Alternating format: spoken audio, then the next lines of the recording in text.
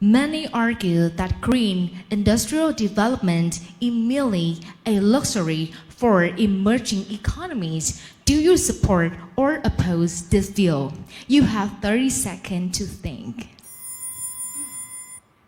Green energy is not a luxury, it is a necessity. In South Africa, where we experience immense load shedding, which means that we do not have electricity for hours on end, where even in rural areas, they do not have it for weeks on end. It is not a luxury, it is a necessity. It is something that we need for learners to go home and do their schoolwork. It impacts our daily lives, from our education to the way that our parents and our families go to work. Therefore, I am in support of green energy renewable.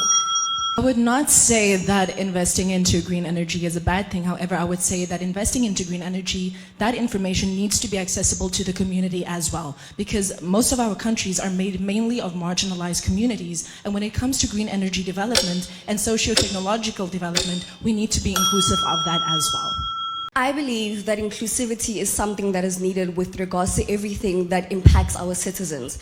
If we are able to tell our citizens what needs to be done in order to improve renewable energy within our countries, we are not taking away that right, but we are giving them an essential that they need, which is a human right.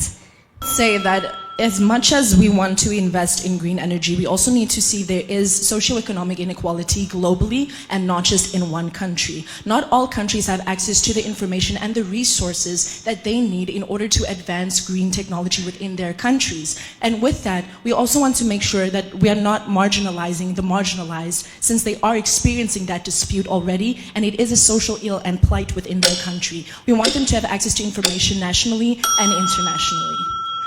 As someone that has been in conversations with the United Nations and having attended the Global 20 Summit and events, I know that a lot of countries do experience lack of information to improve their renewable energies. However, if we get into rooms and we push awareness for developing countries, we are able to continue that and not only provide them with information, but get sponsors who will be able to improve those countries. As champion of the World Health Organization and as someone that has ambassadorial positions within my country and has been on multiple international global platforms, I have seen that even though I step onto one international platform, I need to go out and I need to make a difference. It doesn't help to just sit in a boardroom. It doesn't help to just stand on a stage. You need to be willing to gather so many other different companies and countries onto one platform and truly make a global impact.